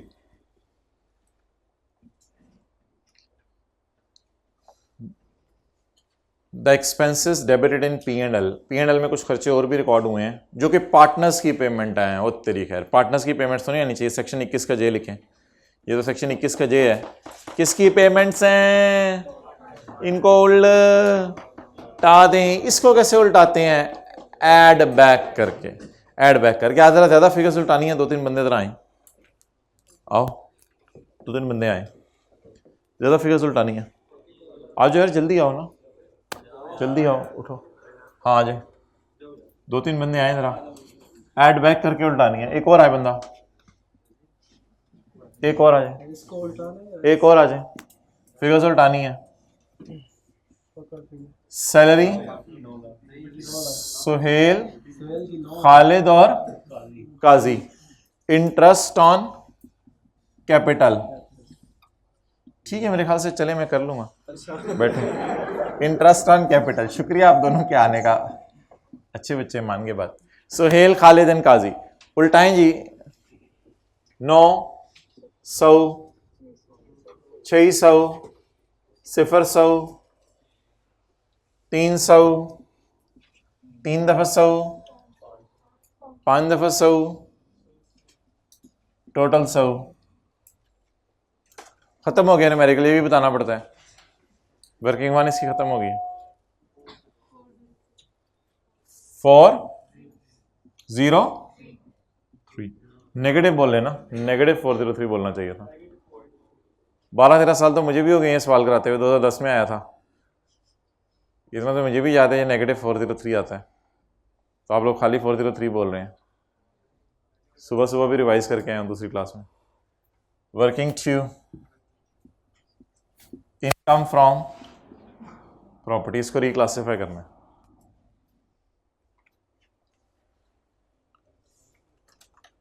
अच्छा, जब रिक्लासिफाई कर रहे हैं ना किसी चीज को,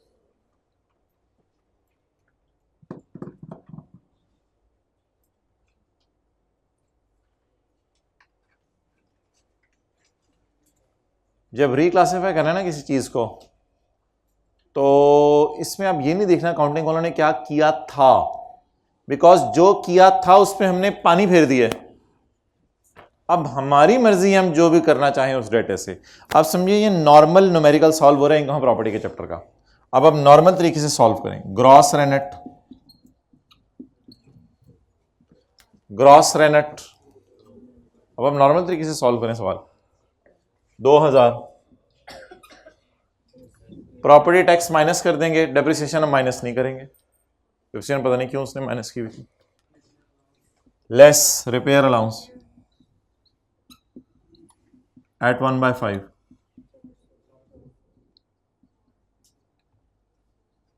और property tax ji ji ji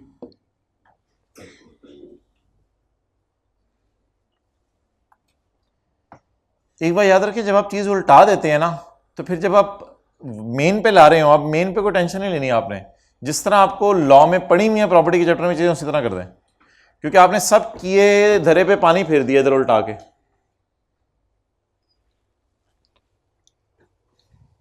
Suhail, Khalid, Qazi, AOP, income and tax there on tax year 2000 blah बला, इनकम फ्रॉम। बिजनेस ऊपर रखूं प्रॉपर्टी ऊपर रखूं?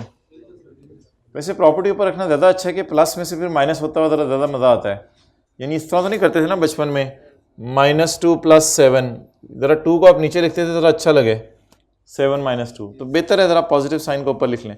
लॉसेस के चैप्टर में हम पढ़ेंगे इंशाल्लाह कि इस तरह करने की इजाज़त है। 1560 और -403 लॉसेस के चैप्टर में हम पढ़ेंगे इंशाल्लाह। What is this? Taxable income.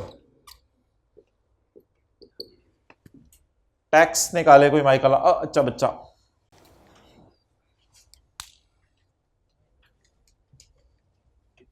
कोई नहीं है क्लास में। अच्छा बच्चा, नॉन अच्छे बच्चे हैं सारे।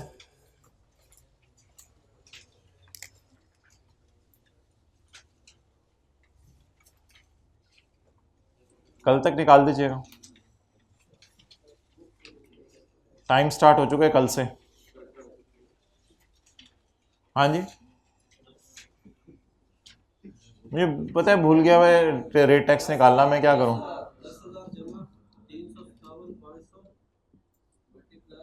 357 500 कहां से आ गया? 357 500 500 कहां से आएगा? 500 नहीं आएगा। 12 पॉइंट ऑफ 3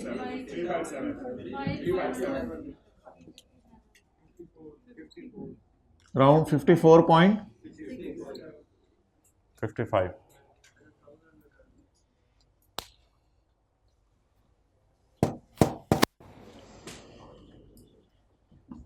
क्यों दीवार को थामे, नहीं गिरेगी।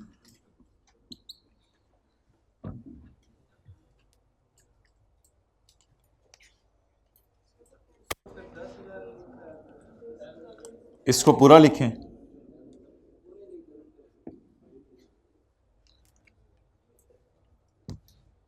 चलें जी, अब किसका न्यूमेरिकल सॉल्व करेंगे? सुहेल का। यहां तक किसका न्यूमेरिकल सॉल्व हो गया, अब किसका करें?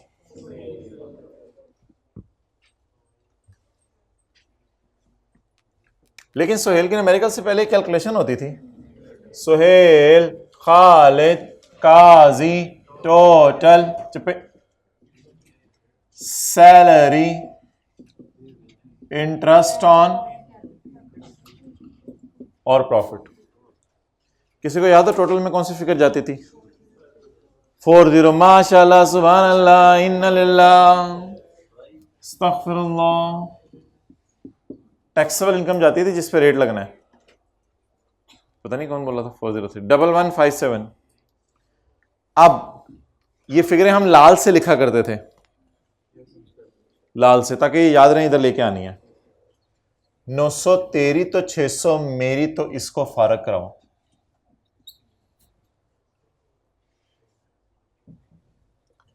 तीन 313 तो 300 मेरी, तो 500 मेरी। याद आ रही है ये कैलकुलेशन?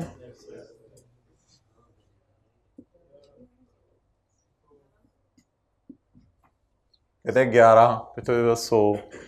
स्लो प्रोसेसिंग क्यों है? आप माए हर बच्चा क्लास के अंदर तेल तो लेतर पतर ले, कैलकुलेटर पकड़ ले। 1157 लिखे, 11 भाईजान जरूरी है। 1157 लिखे, लिखे लिखे लिखे। ओ भाईजान इसे कल तेल तो लेतर पर 1157 लिखे, माइनस दबाएं 1500, दबाएं दबाएं, माइनस दबाएं 1100। अब इज इक्वल टू का बटन ढूंढने के लेटर पर, ओए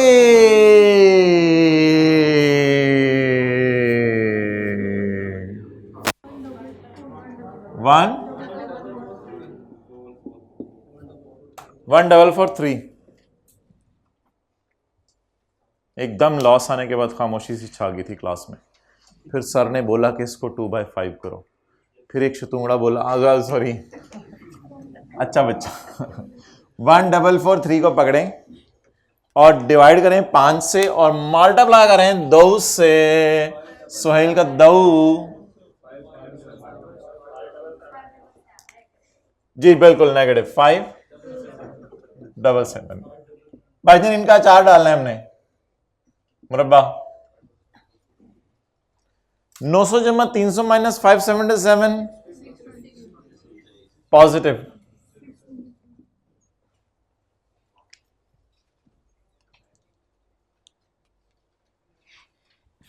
ओके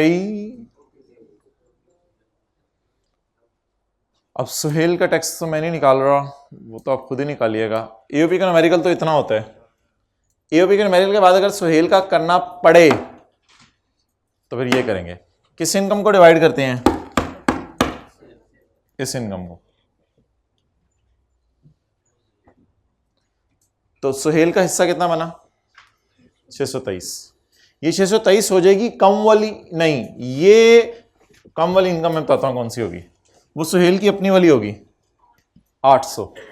ये 800 हो जाएगी कम वाली इनकम। इसमें ऐड होगा शेयर फ्रॉम, तो फिर आ जाएगी ज्यादा वाली इनकम।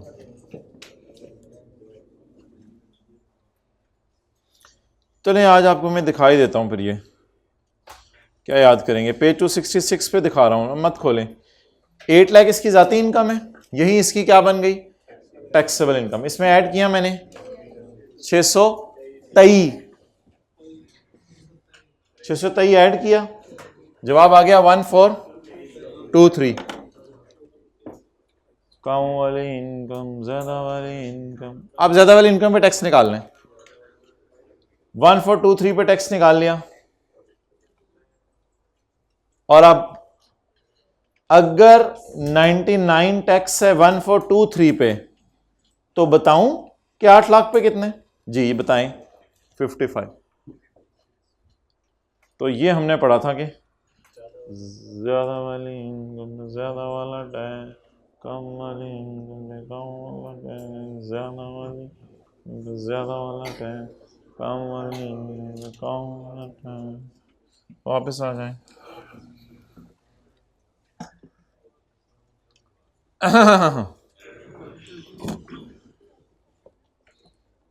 हाइब्रिड में भाईजान माइक पकड़ के करें। ये माइक पड़ा हुआ है भाई तेरे साथ ही, करो ऑन।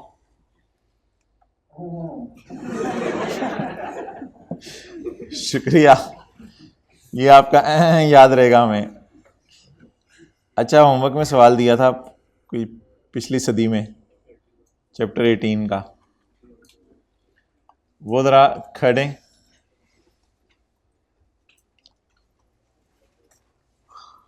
Page 4022222, page 402।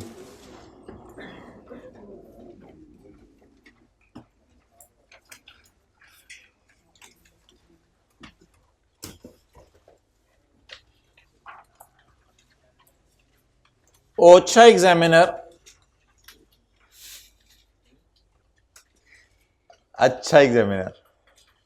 अच्छा एग्जामिनर ऐसे सवाल देगा। आपने सेल की, कैश डेबिट सेल क्रेडिट, आपने बिजनेस के लिए लोन लिया हुआ है, उस पर इंटरेस्ट पे करेंगे, interest expense debit cash credit, इसे फाइनेंस कॉस्ट कहते हैं। आपके पास कोई एक्स्ट्रा पैसा पड़ा हुआ था दराज में, वो आपने बैंक में जमा करवा के इंटरेस्ट इनकम कमाई, cash debit interest income credit. अच्छा एग्जामिनर इस तरह दिया करेगा। फिर हम क्या करेंगे, interest income dividend income type चीज है, सेपरेट ब्लॉक, सेपरेट रेट है, फाइनल टैक्स रिजीम, सॉरी, तो ये फाइनल टैक्स रिजीम है, इसको निकाल दो यहां से। तो 94 -2 करेंगे, ऐसे ही करेंगे। और बोल रहे हैं कई दफा पढ़ा होता था ना, other income include dividend income, तो भी हम माइनस कर देते थे। अब मैं बोल रहा हूं आइडियल सिनेरियो क्या है। अच्छा एग्जामिनर क्या कहेगा, other income include interest income, और इनकम पॉजिटिव टाइप चीज है, तो इसे क्या करते हैं, लेस। और आज ये अकेली है, 5 रुपए टाइप चीज है, अपना कोई 1 रुपया लिए नहीं हुए साथ, ये तो बिजनेस का लोन लिया हुआ ना, उस पर कोई इंटरेस्ट पे कर रहे हैं। तो अगर इनकम फ्रॉम बिजनेस में निकालना चाहूं तो 100 - 8 भी निकल सकती है 92, या फिर सेल से चलें तो, और अगर प्रॉफिट से चलें तो 94 -2 भी निकल सकती है 92। डन। लेकिन जो बुरा एग्जामिनर है ना, वो इंटरेस्ट एक्सपेंस 6 नेगेटिव शो करेगा और इस लाइन को फारग कर देगा, वो गड़बड़ करेगा, वो इसको नेगेटिव 6 शो करेगा और इसे फारग कर देगा और एक मोंगी सी लाइन डालेगा।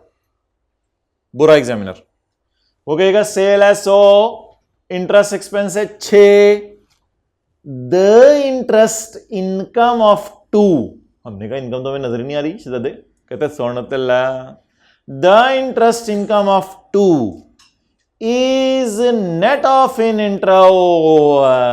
Is net off in. लेकिन जो बुरा तरीन एग्जामिनर होगा वो तो बिल्कुल मोंगी मारेगा, is included in interest expense. Included का लफ्ज लिखना नहीं चाहिए, क्योंकि एक एक्सपेंस टाइप चीज है और एक इनकम टाइप चीज है। तो अच्छे एग्जामिनर को क्या करना चाहिए, उसे इंटरेस्ट इनकम को अलग से अदर इनकम में डालना चाहिए, क्योंकि ये इनकम टाइप चीज है। बुरा एग्जामिनर थोड़ा सा पंगा लेता है, वो कहते हैं द इंटरेस्ट इनकम ऑफ 2 रुपए, असल में 2 जब यहां पॉजिटिव साइन के साथ घुसा तो ये -6 हो गया ना। द इंटरेस्ट ऑफ 2 रुपए is net off in interest expense, ये हो गया बुरा एग्जामिनर, थोड़ा सा परेशान किया। और बुरा तरीन एग्जामिनर ये करेगा, द इंटरेस्ट इनकम ऑफ 2 रुपए is included in interest expense. अब इंक्लूडेड से बच्चे समझते हैं कि ये दोनों को नेगेटिव टाइप चीजें, नहीं नहीं नहीं नहीं नहीं, ऐसी बात नहीं है यार, इनकम तो पॉजिटिव टाइप चीज है ना। तो इसलिए मैं तो आपको ये मशवरा दूंगा कि ये ना देखें कि ये 2 रुपये कहाँ पड़ा है, बस ये देख लें कि 2 रुपये की नेचर क्या है, इनकम।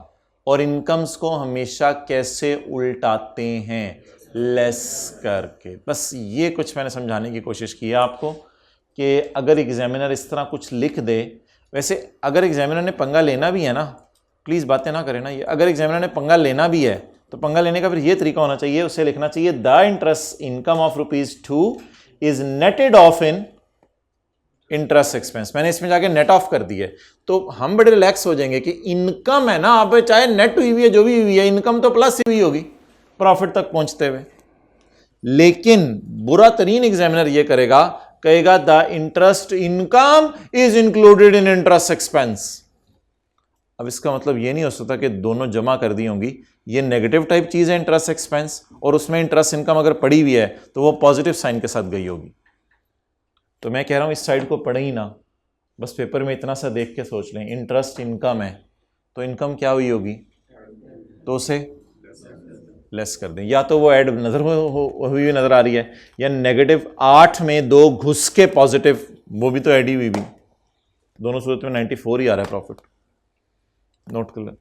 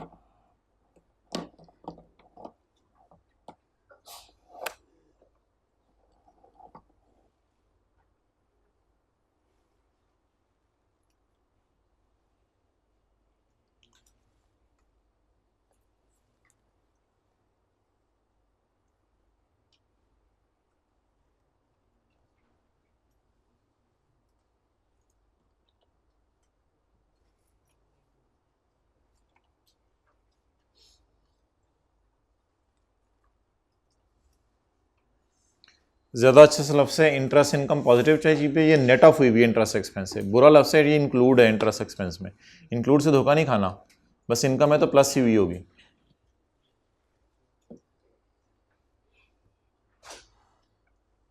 अब सवाल पढ़ें। Interest expense include interest income. अब बच्चे समझ जाते हैं कि नेगेटिव टाइप चीज़ है इंटरेस्ट इनकम। नहीं भाई, ये जो इंटरेस्ट एक्सपेंस नजर आ रहा है ना -2030, ये कोई -6 टाइप चीज है, ये -6 टाइप चीज है। इसमें इंटरेस्ट इनकम प्लस होके घुसा हुआ है, तो उससे हमें कोई फर्क नहीं पड़ता कहां पड़ा हुआ है, हमने तो निकालना ही है। जहां भी बच्चा कमरे में छुपा उसे निकालना ही है बाहर, तो जहां भी ये छुपा हुआ है उसे निकालना ही है। तो ये मत सोचें, मैं आपको कह रहा हूं कि कहां पड़ा हुआ है। मुझे बताएं ये है क्या, इनकम। इनकम को कैसे करें, लेस कर दें। और ये अर्नड है, रिसीव्ड नहीं है। यानी वो जो हम अर्नड निकालते होते थे ना ऐसे करके कि रिसीव्ड इतनी है माइनस ग्रॉस अर्नड इतनी है माइनस टैक्स माइनस ज़कात, करते थे ना इस तरह। ये करने की ज़रूरत नहीं है, क्योंकि इनकम के साथ क्या लिखा हुआ है, मिली है या कमाई है, तो ये ऑलरेडी ग्रॉस है, तो ठीक है अकाउंटेंट ने ग्रॉस डाल दी। और एक बार याद रखिएगा, उल्टाइएगा वही जो फुल स्टॉप तक है, उससे आगे वाली उल्टाने की ज़रूरत नहीं है, वो कहीं इंक्लूड नहीं होती, तो उल्टाइएगा फुल स्टॉप तक वाली। तो अब हम इस तरह घर में जाके करेंगे, नेट प्रॉफिट लिखेंगे 5927 और उसमें से माइनस क्या कर देंगे 450, और 450 को ही रिक्लासीफाई कर देंगे क्योंकि ये अर्न्ड है, रिसीव्ड नहीं है, क्या है, अर्न्ड है, ये ग्रॉस इनकम है, तो ये काम करेंगे। अच्छा जी, इस 450 को फिर न्यूमेरिकल के फेस पे ले आएंगे। इस 450 को कहाँ ले आएंगे, न्यूमेरिकल के फेस पे। तो न्यूमेरिकल का फेस अब मैं आपको दिखा रहा हूं, लेकिन आगे पढ़ लें। बैंक ने टैक्स काटा है 45,000 और ज़कात 93,750। ये वैसे मुझे लगता है बैंक को काटना भी नहीं आता। इंटरेस्ट इनकम पे रेट 15% है और इसने 10% लगाया हुआ है। कैलकुलेटर के बगैर ही देख लेना, इसने 10% लगाया हुआ है, बैंक को काटना भी नहीं आता सही। तो कोई नहीं, हम इंशाल्लाह टैक्स अभी 15% ही निकालेंगे, टैक्स हम 15% निकाल लेंगे। और ये जो बैंक ने काटा है, तो ये बैंक ने गलत काटा है। इन द एंड इतना हुकूमत के पास चलो पहुंच तो चुके हैं ना, तो डिविडेंड की तरह माइनस तो इसको करना ही है। तो अब बता दें ज़रा पूरे न्यूमेरिकल में इस 450 की क्या प्रेजेंटेशन होती है, ज़रा देखते जाइएगा, आंखें फाड़ फाड़ के, मुंह खोल खोल के देखते जाइएगा। काश के तेरे दिल में उतर जाए तेरी अपनी ही बात, तलवार लटक रही है। वक्त करीब आ चुका है, किसी भी वक्त सितंबर आ सकता है। एक दिन हम उठेंगे और सुबह सितंबर होगा। पहला काम मैंने क्या है, वर्किंग वन में इसको माइनस कर दें। कितने से, क्योंकि ये इनकम टाइप चीज है तो लेस कर दी, लेस कर दी। फेस पे आके कितना ऐड करें, माइनस क्यों करें, अलग रेट है। किसी को याद है डिविडेंड इनकम भी ऐड करके लेस होती थी, याद है या कराऊं याद सही तरह? डिविडेंड इनकम याद है, ऐड करके लेस होती थी। और डिविडेंड का टैक्स निकलता था 15%, 450 का 15%। लेकिन यार आप माइनस में 67.5 नहीं कर सकता। देखें मेरी भी कुछ मजबूरियां हैं, अब मैं आपको सारी मजबूरियां अपनी बता तो नहीं सकता ना, मेरे साथ भी कोई मजबूरियां लगी हुई हैं। अब मैं कैसे माइनस करूं 67.5? काटने वाले ने सही काटा ही नहीं। काटने वाले को काटना आता होता तो वो कितना काटता, 67.5। उसे किसी ने काटना सिखाया नहीं, उसने कितना काट लिया, और जो काटा है वो माइनस कर दें। डिविडेंड में आप कहेंगे यही माइनस करते थे जो ऊपर लिखा होता था। हाँ, शायद वहां काटने वाले को काटना आता था, या काटने वाले को काटना नहीं आता तो मैं तो नहीं उसे काटना सिखा सकता। मैं तो टीचर हूं, मैं अब उसे काटना सिखाऊं जाके? तो काटने वाले ने कितना काटा और वही माइनस कर दे। और अगर काटने वाला सही काटता तो 67.5 भी माइनस कर देते। अब बंदे लेके ना आइएगा कि 45 क्यों माइनस किया होगा, नहीं उसका सही काटना आता है, मैं क्या करूं, मेरी भी कुछ मजबूरियां हैं। अच्छा हाँ, क्या मुंह कैसे बनाया है, क्या इससे ऊपर वाली एडजस्टमेंट? ओहो पुत्र, ये नहीं, ये कौन समझाएगा दोस्त को, जरा हाथ खड़ा करके बता दें अगर किस किस को ये याद है एडजस्टमेंट। क्लास में कराई थी 15 मिनट लगा के। हाथ ऊंची ऊंची से खड़ा करें, ये बंदे देख लो। अब आपने इन लोगों से समझनी है, और ऑनलाइन वाले रिवाइज कर लें। ये एओपी के चैप्टर के अंदर एडजस्टमेंट करवाई थी, लेक्चर खोल के रिवाइज कर लें। ये एडजस्टमेंट तो मैं नहीं करवा सकता, सिलेबस तो इसकी इजाज़त नहीं देगा कि ये एडजस्टमेंट मैं आपको करवाऊँ। ठीक है जी, साथ वाले को ले जाएं आप कुस्तुन दुनिया। हाँ चलो, अब जो रहेगी एडजस्टमेंट कल पूछ लेना। कल अनएब्जॉर्ब डेप्रिसिएशन तो नहीं मैंने अभी पढ़ाई, वो आपको छोड़नी पड़ेगी जब तक लॉसी का चैप्टर ना आ जाए, माइनस कर दो बस उसको। और दूसरा, हाइब्रिड वाले बैठे रहे, मैं टेस्ट लेके आ रहा हूँ आपके पास बनफ़्से नफीस खुद। रिकॉर्डिंग ऑफ कर दें।